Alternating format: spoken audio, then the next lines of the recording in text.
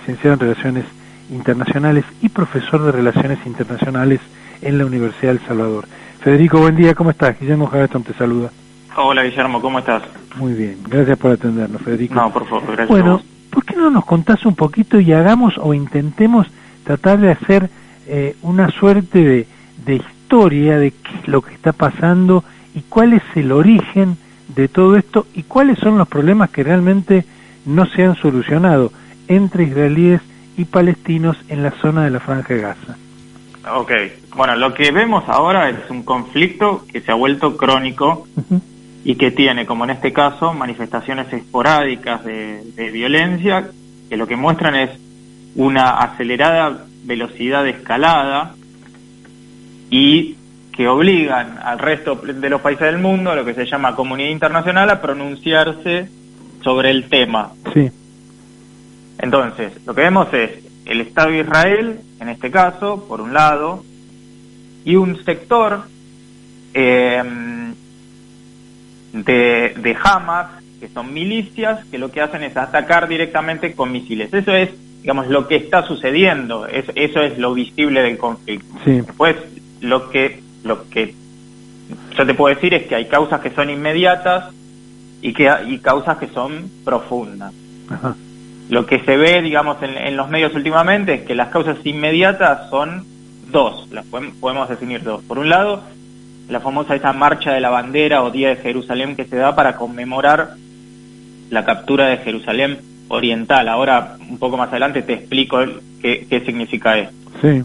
Pero es una marcha que se hace a la Ciudad Vieja que, digamos, provocó protestas y enfrentamientos con palestinos que estaban hay una mezquita que se nombra, que es la de Al-Aqsa, que es uno de los lugares sagrados para los musulmanes. Entonces tenemos esta causa inmediata, una primera. Una segunda causa inmediata es que desde el 12 de abril hasta el 12 de mayo se celebró el Ramadán. Ajá.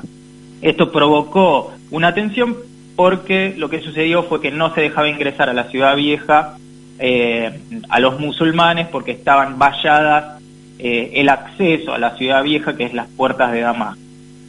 Ahora, estas son dos causas inmediatas que lo que produjeron fue una convulsión social y en definitiva un enfrentamiento entre la Fuerza de Seguridad israelí, la policía israelí y los palestinos en ese lugar puntual. Es un tema de seguridad pública. Ahora tenés causas más profundas, que es a lo que vos apuntabas, que tienen que ver con reivindicaciones territoriales y religiosas que son que datan de hace mucho tiempo, que datan desde la creación del Estado de Israel, Estado de mismo, Israel, ¿no? En el 48, exactamente. Entonces, este es el corazón del conflicto, Sí. en el que al mismo tiempo se mezclan motivaciones políticas que son circunstanciales. Entonces, ¿qué es lo que pasa acá?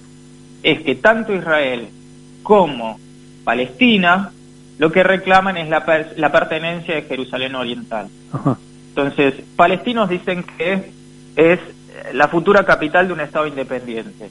Sí, ellos lo que reclaman es un Estado independiente. Palestina no es un Estado independiente como tal, en este momento, al menos reconocido por la comunidad internacional. E israelíes también lo reclaman como una capital propia. Entonces, Jerusalén Oriental, en definitiva, está bajo control de facto de Israel, digo, en los hechos, ¿sí? Y tiene una complejidad demográfica y geográfica muy importante. Si analizás la geografía, es donde se encuentran los lugares religiosos más sagrados. Por ejemplo, tenés la cúpula de la roca y la mezquita de Al-Aqsa, que es lo que decíamos recién, para los musulmanes.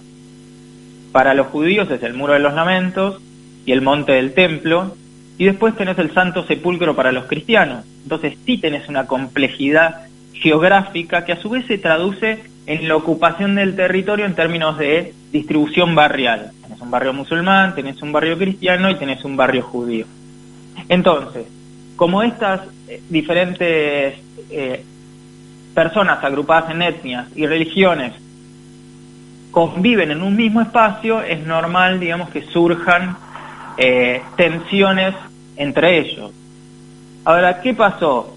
¿Por qué escala este conflicto? ¿Y por qué te digo que tiene una velocidad escalada? Esto surge por un conflicto por el derecho de la propiedad de inmuebles y tierra en un barrio que se llama Sheikh Jarrah, que está también en Jerusalén Este, y que tiene que ver con una disputa legal de antaño, digamos, que son ex colonos judíos que lo que reclaman son sus tierras de las que fueron desalojados y que actualmente están siendo ocupadas por palestinos.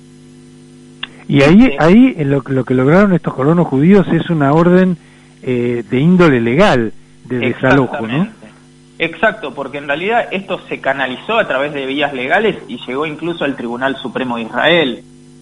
Entonces, este es, digamos, es uno de los lugares donde está el mayor foco de conflicto en términos de disputas territoriales, sí, por la propiedad de la tierra. Pero en realidad lo que hay muchos factores intervinientes que tienen que ver con, yo te decía, circunstancias políticas propias de la política nacional israelí, y al mismo tiempo lo que va a suceder en Palestina, que esto lo nombran pocos, que es el 22 de mayo se van a celebrar las primeras elecciones en 15 años para elegir, digamos, el presidente, ¿sí? Porque todos los términos de estos políticos en este sentido se vuelven híbridos al no ser reconocido como un Estado independiente por parte de la comunidad internacional, y hay un contexto de disputas entre Hamas y Al-Fatah, que es el sector al que pertenece el actual presidente, que es Mahmoud Abbas. Claro. Nosotros decíamos, ¿qué es Hamas? ¿A quién, digamos, está enfrentando Israel? Hamas es un movimiento que lo que pide es la creación de un Estado palestino independiente, ¿sí? Que ocupe territorios de lo que es Cisjordania. Cisjordania es un territorio que tiene aproximadamente 6.000 kilómetros cuadrados y que limita con Israel en el norte, el oeste y el sur, y con Jordania al este, que fue ocupado por Israel en 1967, pero también es reclamado con Palestina y que tiene tanto población árabe y población judía. En este momento está bajo control militar de Israel. Los palestinos, Hamas en este caso, o el reclamo palestino en general, es que allí se debe crear o tienen derecho a crear un Estado independiente. Ahora, ¿qué pasa? Hamas tiene una facción que está conformada por milicias. Bueno, esas milicias son las que están llevando a cabo los ataques. Y Hamas es considerado por la Unión Europea, Estados Unidos y, más importante, Israel, como una organización terrorista. Esto se considera por todas estas, tanto por la Unión Europea como por Estados Unidos, por el Estado de Israel, una organización terrorista por el armamento que demuestran tener, porque uno cuando ve estas imágenes que han dado la vuelta al mundo, ¿no es cierto?, todos estos días, esa lluvia de misiles, una cosa que evidentemente denota que ahí hay un armamento y un poderío de armamento importante. ¿Qué sector del mundo apoya de alguna manera el desarrollo de toda esta carrera armamentística que está teniendo este sector de los palestinos representados en Hamas? ¿Es Irán? ¿Quiénes son? Mira, en este caso, más allá de los apoyos que puedan tener sí, de otros países, sí, lo que hay es una estructura prácticamente militar que viene de larga data y que tiene un desarrollo organizativo muy importante para hacerse con esas armas. Entonces, claro. Entonces tiene una conducción política muy marcada, tiene una conducción militar muy marcada, y que presenta lazos de solidaridad con otros movimientos, en este caso islámicos alrededor del mundo, digamos, enquistados en Medio Oriente. Entonces, digamos, al ser una organización de larga data, al presentar una estructura bastante vertical al estilo militar, y al mismo tiempo presentar diferentes brazos, si se quiere, cada uno dedicado a una actividad, entonces es esperable que cuenten con este tipo de armamento, que respondan, digamos, de la manera que lo hacen. Entonces, no es que es una organización nueva, es una organización que viene de hace mucho tiempo. Entonces, ahora, Federico, te voy a hacer dos preguntas, ¿no? Una tiene que ver con si hay algún tipo de idea de hasta cuándo se puede extender en el tiempo esta situación, que es sumamente complicada tanto para palestinos como para israelíes, porque en realidad están sufriendo el pueblo palestino que vive en esas zonas y el pueblo israelí que vive en esas zonas, obviamente están sumamente complicados. Eso por un lado. Y por otro, incidieron de alguna manera, porque leí por ahí ayer en un artículo interesante en uno de los diarios de buen tiraje de la tarde, que las redes sociales habían influido también mucho, porque de alguna manera desde Hamás estaban instando a la lucha a jóvenes, a más chicos, que son de alguna manera las nuevas generaciones, y que por otro lado te muestran que si esto tiene que ver con un aspecto generacional, pues ya se están incitando y llamando a la acción a nuevas generaciones. ¿Esto es así? Por un lado, la pregunta respecto a hasta dónde puede llegar. Bueno, sí. Como yo te decía al principio, son manifestaciones esporádicas de violencia que se dan, que decantan en enfrentamientos de tipo táctico. Sí. Creo que la velocidad es bastante acelerada por cómo se desarrolló en estos pocos días, y la evolución va a tener que ver con, primero, las mediaciones que se pueden dar por parte de la comunidad internacional en el conflicto, sí. Y en segundo lugar por las intenciones que tenga la dirigencia política israelí de cómo abordar el tema. En este caso, con Netanyahu como primer ministro, parecería que no hay una intención de desescalar el conflicto. El conflicto es digamos, se puede desactivar el enfrentamiento armado, pero desactivar el conflicto en sí toma muchísimo tiempo por claro, ahí hacen falta soluciones de fondo que no están desde hace mucho. Exactamente, y digamos los acuerdos que se habían logrado durante la década de los 90 hoy están sin efecto, digamos. Solucionar ese conflicto con tantos actores, con tantos intereses involucrados es muy muy complicado. Y respecto de la otra pregunta, es esperable que las reivindicaciones palestinas anclen en la gente joven, ¿no? Claro. Principalmente por las características que presenta este grupo etario, esta población. Y al mismo tiempo es interesante ver lo que sucede con las redes sociales. Si bien no es un fenómeno nuevo, es, digamos, una plataforma de organización que se está usando, que es muy efectiva por la velocidad que permite de transmisión y de convocatoria. Entonces, ese es un punto destacable. Si uno piensa, bueno, ¿cuáles fueron las últimas manifestaciones de autoorganización en el mundo, digo, de relevancia internacional? Se me ocurre, por ejemplo, la Primavera Árabe, sí. Donde se dieron protestas que terminaron en la caída de regímenes instalados de larga data en Medio Oriente, Libia, Egipto, se me ocurren esos dos.